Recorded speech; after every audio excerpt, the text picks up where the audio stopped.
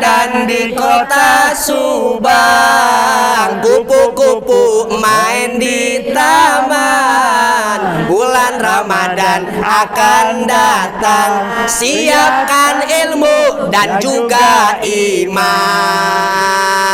Cinta surga, Cinta Islam, Masya Allah.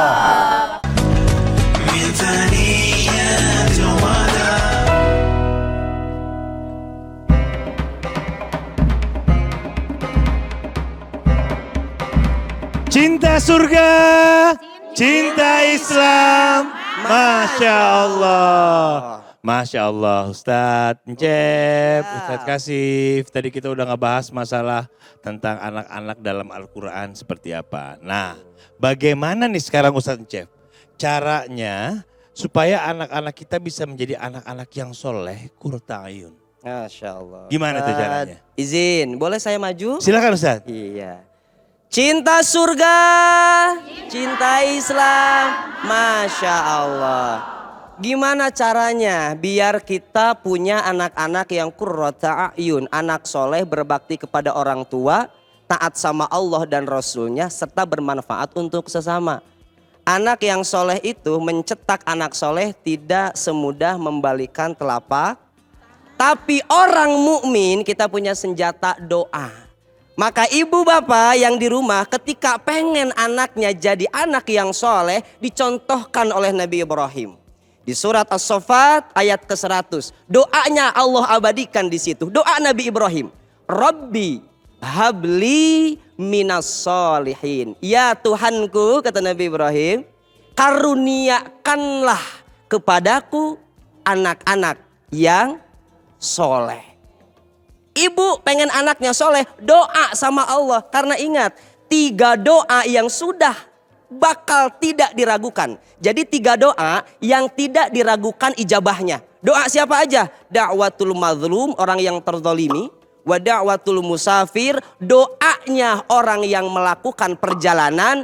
Wa da'watul walid liwaladih, doanya orang tua untuk anak-anaknya. Jadi ibu sepertiga malam gelar sejadah, doain anaknya. Bahkan dari sebelum melahirkan pun ketika ibu hamil tuh doain anaknya. Ustadz punten, kadang emak-emak zaman sekarang nih ceedoh cepati mama Coiis pengen anaknya soleh. Tapi pas lagi di perut yang didengerin apa? Rungkad. Ibu begitu.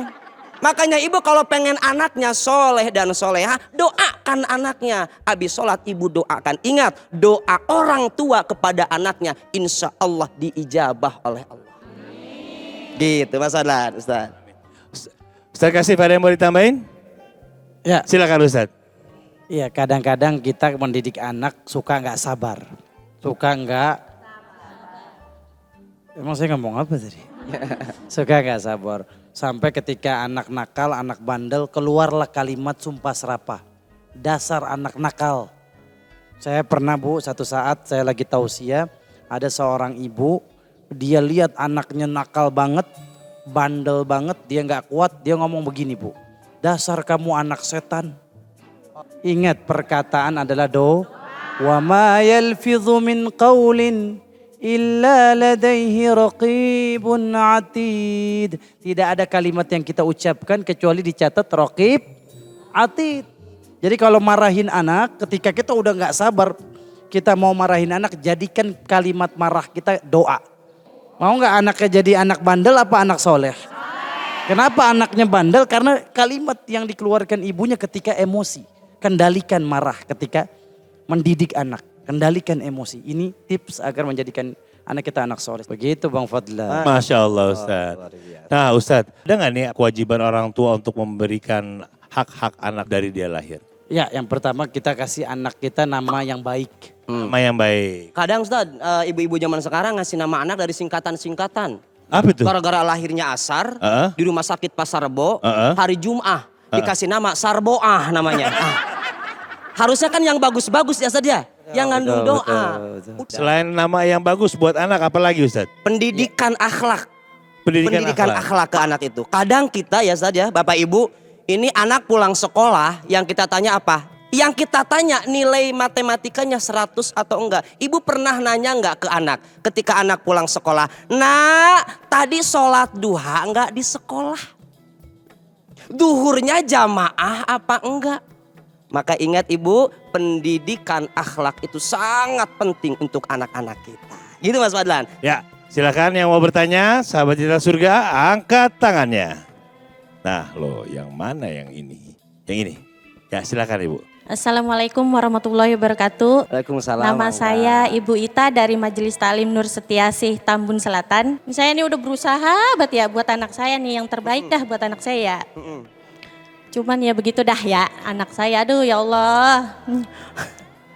Suka sedih kalau ngomongin anak.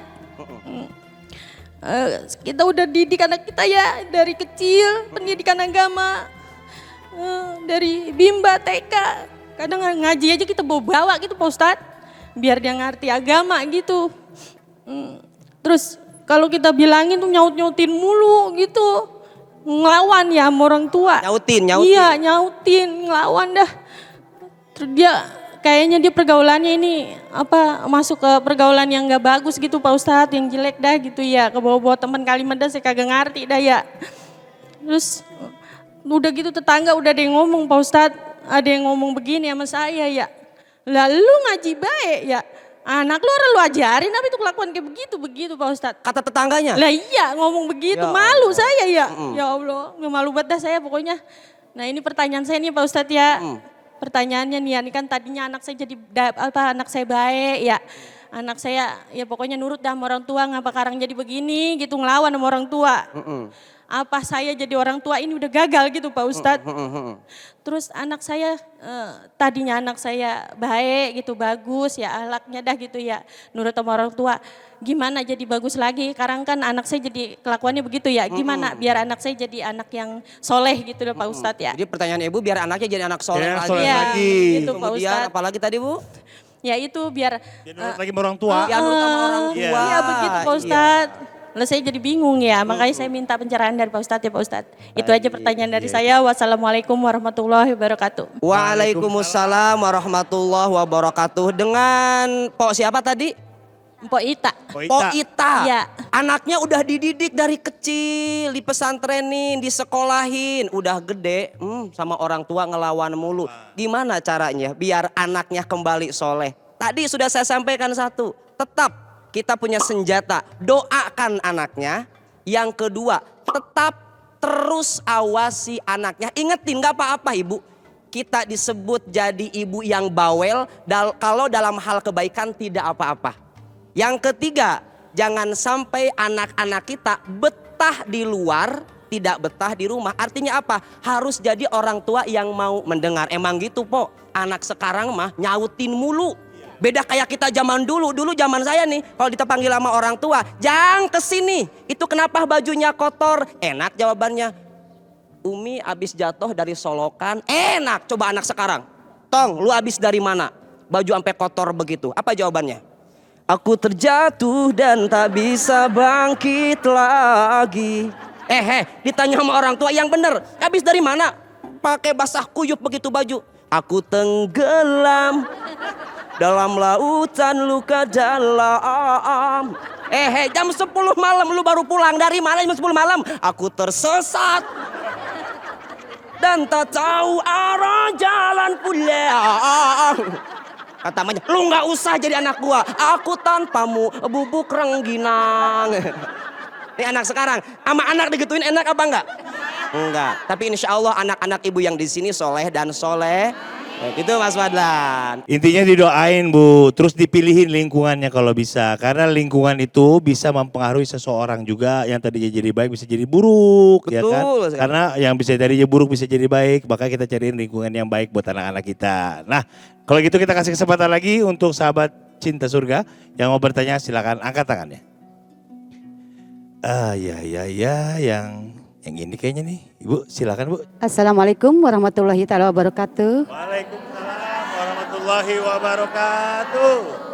Perkenalkan nama saya Ibu Elis, saya dari Majelis Taklim Nurul Jamal, Kecamatan Tanjung Priok, Jakarta Utara. Sekarang ini kan lagi viral ya Pak ya, tentang berita-berita anak pesantren. yang dibui sampai dia meninggal. Jadi saya sebagai, walaupun bukan anak saya pribadi, cuma saya merasa sedih dengan berita-berita yang ada. Bagaimana ya Pak, saya kan misalnya tetangga atau saudara saya menitipkan pesantren itu untuk lebih baik ya Pak. Tapi hasilnya kok seperti ini. Saya sebagai selaku orang tua, apabila saya orang tua walaupun bukan anak saya di pesantren, bagaimana menyikapi ini Pak, agar anak saya itu bisa baik di pesantren dengan baik dan aman. Kalau dalam keadaan seperti ini, pikiran orang tua kan merasa sedih, was-was, takut-takut kalau di antara dia ada terjadi pada diri kita atau saudara kita seperti itu. Selaku sebagai orang tua, apa yang saya harus lakukan? Apakah saya harus ajak pulang anak saya? Apa bagaimana? Saya mohon jawaban dari Pak Ustadz. Silakan Ustadz. Ya, buat Bunda, jangan pernah khawatir untuk memasukkan anaknya ke pondok pesantren. Karena kejadian yang kita suka nonton di berita, anaknya dibully sampai tewas, itu bukan representatif dari semua pesantren. Jadi kita nggak bisa mengeneralisir satu kejadian semua pesantren seperti itu. Betul apa betul? Ya, jadi yang ibu harus lakukan yang pertama, kalau kita melihat ada musibah di depan mata kita, anak kita kebetulan mondok pesantren, ibu baca doa. Apa doanya? Alhamdulillahilladzi afani mimma btalaka bih wa faddalani ala katsirin mimman khalaqa tafdila. Ini yang pertama. Kata Rasulullah, siapa yang baca doa ini ketika melihat orang lain kena musibah, dia tidak akan kena musibah tersebut. Pesantren juga yang nonton, pengelola pesantren, pimpinan pesantren, ayo lebih waspada lagi. Masalah senioritas.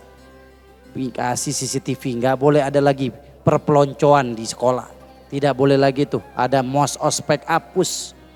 Ingat juniormu itu adikmu. Jangan sampai kita bully, kita sampai merendahkan. Insya Allah ini jadi solusi.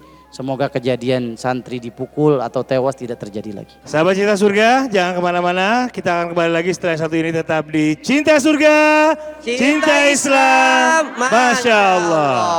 Mau nanya apa Ibu? Saya mau Iya, nanya sama apa? Ustadz Asep yang kasep. Oh Ustadz Kasep.